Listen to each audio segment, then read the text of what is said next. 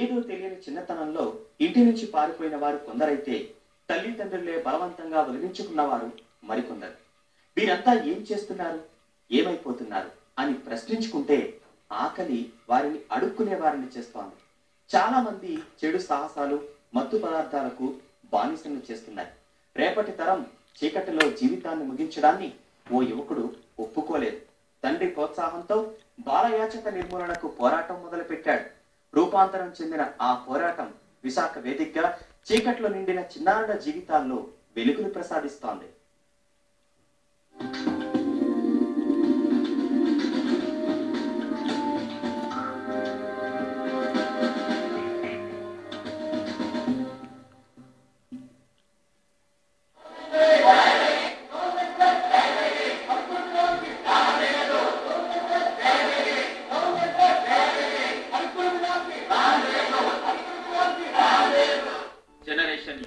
చిన్నారుల బంగారు భవితను నాశనం చేస్తున్న బాలయాచక వ్యవస్థపై పోరు మొదలుపెట్టింది.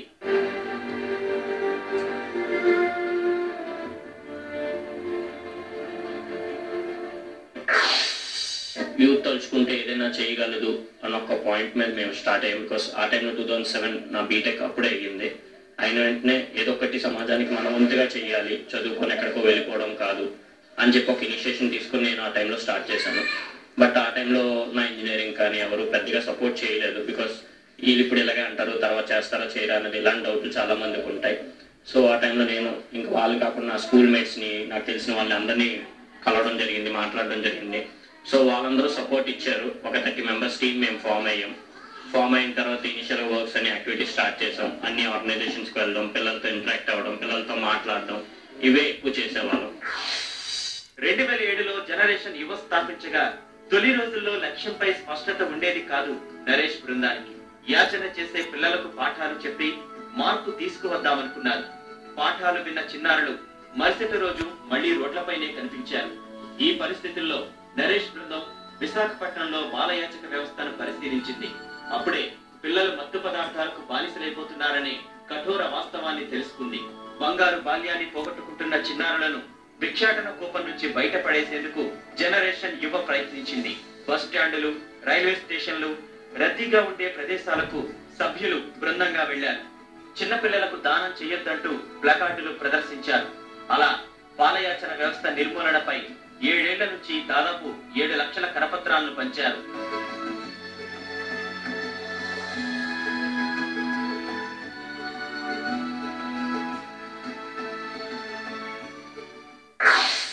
ఒక చైల్డ్ బెగ్గర్ 400-500 పర్ డే సంపాదిస్తున్నారండి. ఎప్పుడైతే ఇన్కమ్ తగ్గిపోతుందో వాళ్ళు కూడా పేరెంట్స్ కూడా పిల్లల్ని ఇంకా వచ్చే బెగ్గింగ్ పంపించకూడదు, వీళ్ళ మీద ఆదాయం ఉండదు, అదర్ ఆల్టర్నేట్ మనం ఉన్న హాస్టల్స్ లో చదివించాలి, స్కూల్స్ లో జాయిన్ చేయాలి అన్నది ఈ పాయింట్ లోకి వెళ్తారు.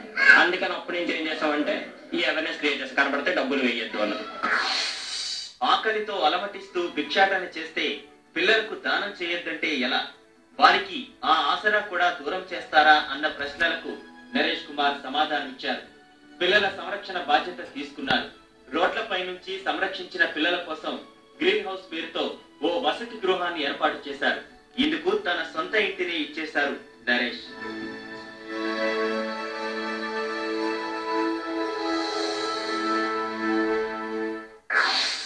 ఒక కేసు ఐడెంటిఫై చేసిన తర్వాత వాళ్ళతో ఇంటరాక్ట్ ఎక్కువ అయ్యేవాళ్ళు. రిపీటెడ్ గా వాళ్ళ ఇంట్లోకి వెళ్ళడం కానీ, వాళ్ళు ఎక్కడ కనబడితే అక్కడ ఫాలో చేయడం కానీ, ఇలా ఒక ఇనిషియల్ బగ్గింగ్ ప్లాన్ మేము మార్చడానికి 1 year టైం స్పెండ్ పట్టేదండి. సో ఆ ర్యాపోతో వాళ్ళ ఇంట్లోకి వెళ్ళడం, అక్కడ కూర్చోవడం, వాళ్ళు రోడ్డు మీద ఉంటారు, రోడ్డు మీద కూర్చొని మాట్లాడడం. సో మినిమం 1 year టైంలో వాళ్ళు కూడా రియలైజ్ అయ్యేవారు, ఎందుకు వీళ్ళు నా గురించి ఎంత బాగా తిరుగుతున్నారు, అంటే వీళ్ళకి నేను ఎంతో ఇష్టం అనే ప్రతి మినిట్ కూడా వీళ్ళు ఫ్యూచర్ మీద ఎక్కువ మోటివేట్ అయ్యి ఉంటాం అనమాట. విశాఖలోని జనరేషన్ యువ హోమ్ లో ఉంటున్న 44 మంది పిల్లలది ఒక్కొక్కరిది ఒక్కో గాథ. ఈ పిల్లాడిదైతే దారుణమైన పరిస్థితి. తల్లి క్యాన్సర్ తో మరణించింది. తండ్రి ఓ చిన్న పాపను అమ్ముకుని పారిపోయాడు. నా అనేవారెవరూ లేని చిన్నారులను హక్కున చేర్చుకున్న జనరేషన్ యువ వారి బంగారు భవిష్యత్తుకు బాటలు వేస్తోంది. ప్రతిష్టాత్మక పాఠశాలల్లో చదివిస్తోంది.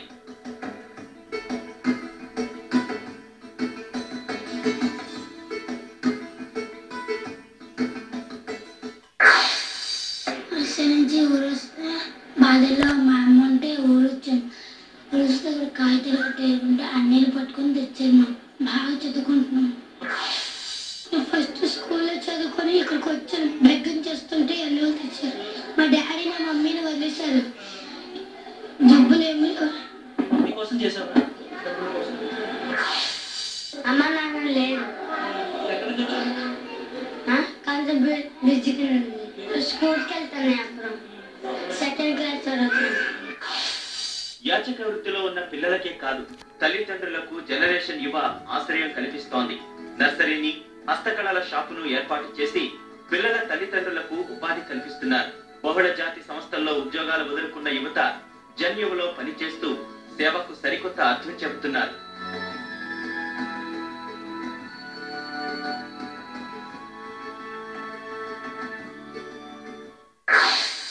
జాబ్ కానీ ఇక్కడ ఉండేదంటే 100% సాటిస్ఫాక్షన్ అండి. 100% కూడా మేము 200% అని చెప్పుకోవచ్చు. ఎందుకంటే మేము మోస్ట్ ఆఫ్ ది టైం ఇక్కడ ఉన్నప్పుడు ఈ 43 లైఫ్స్ కాకుండా ఇంకా చాలా లైఫ్స్కి మేము లైఫ్స్ ఇస్తున్నాం. ఒక్క లైఫ్ అంటే మేము ఒక్క జాబ్ అనేది వదిలేం. మా లైఫ్ అంటే మేము ఏంటంటే మాకున్న సస్టైనబిలిటీకి ఉన్నాయి కాబట్టి ప్రాబ్లం లేదు. సో ఒక్క జాబ్కి ఒక్క సాక్రిఫైస్ చేస్తే ఇన్ని లైఫ్స్ సస్టైనబిలిటీ అవుతున్నారని చెప్పి మేము చాలా సాటిస్ఫై అవుతున్నాం అన్నమాట. ప్రతి ఒక్కరు కూడా యూత్ ఏదో చేయాలని అన్నవాళ్ళు తక్కువ తప్ప చేసేవాళ్ళు చాలా తక్కువ మంది ఉన్నారు. చేసేవాళ్ళు తక్కువ ఉన్నారు కాబట్టి చేసి చూపించాలి అని చెప్పి ప్రూవ్ చేద్దాం అనుకున్నమాట. మేము ఇనిషియల్ గా నా ఇంజనీర్ అయిన తర్వాత నేను వచ్చినప్పుడు అందరూ కూడా అలాంటి నెగిటివ్ మాట్లాడమాట. మీరు చేసిన ఏంటి, మీరు టైం పాస్ చేస్తున్నారు, లేకపోతే మీరు చేసిన సక్సెస్ అవ్వకపోవచ్చు, మీరు ఇప్పుడు ఆవేశంలో ఏదో చేస్తుంటారు, కానీ మీరు చేసింది ఎంతవరకు సక్సెస్ అవుతుందో మీకు తెలియదు, మీరు అనవసరం కెరీర్ పాటు చేసుకుంటున్నారు అంటే మేము అప్పుడు లేదు, మేము ప్రూవ్ చేసి చూపించాలని చెప్పి మేము జాబ్లో జాయిన్ అయినా సరే జాబ్ రిజైన్ చేసి స్పెసిఫిక్గా వైజాగ్ మెయిన్ చేసిన అదే. ప్రపంచవ్యాప్తంగా 5,000 మందితో సేవలు అందిస్తున్న జనరేషన్ యువలో 200 మంది క్రియాశీలకంగా పనిచేస్తున్నారు. బాల యాచకులపైనే కాకుండా ఇతర అంశాల్లోనూ సంస్థ ఇప్పుడిప్పుడే సేవలందిస్తోంది. రోడ్ల పక్కన ట్రాఫిక్ సిగ్నల్ దగ్గర యాచిస్తూ కనిపించే చిన్నారులకు మనలాంటి వారందరూ కూడా తలా ₹1 దానం చేస్తూ ఉంటారు. ఇది సాధారణంగా మనం చూపించే జాలి. కానీ ఆ చిన్నారుల గురించి అంతకు మించి ఆలోచించడానికి ఎంతో సహృదయత కావాలి. అలాంటి సహృదయత నుంచి పుట్టిందే జనరేషన్ యువ. ఒకప్పుడు చిన్న మొక్కగా ప్రారంభమైన ఈ సంస్థ ఇప్పుడు దాదాపు 50 మంది చిన్నారులకు నీడనిచ్చే వృక్షంగా ఎదిగింది. ఇక్కడ నవ్వుతూ కనిపించే ప్రతి చిన్నారి వెనక ఎంతో బాధాపూరితమైన గతం ఉంటుంది. అయితే ఆ చిన్నారుల్లో అలాంటి బాధ బయటకు కనిపించకుండా వారి జీవితాల్లో నవ్వుల వెలుగులు పోయిస్తుంది జనరేషన్ యువ. విశాఖపట్నం నుంచి కెమెరామెన్ త్రినాథ్ తో నాగేశ్వరరావు, ఈటీవీ న్యూస్.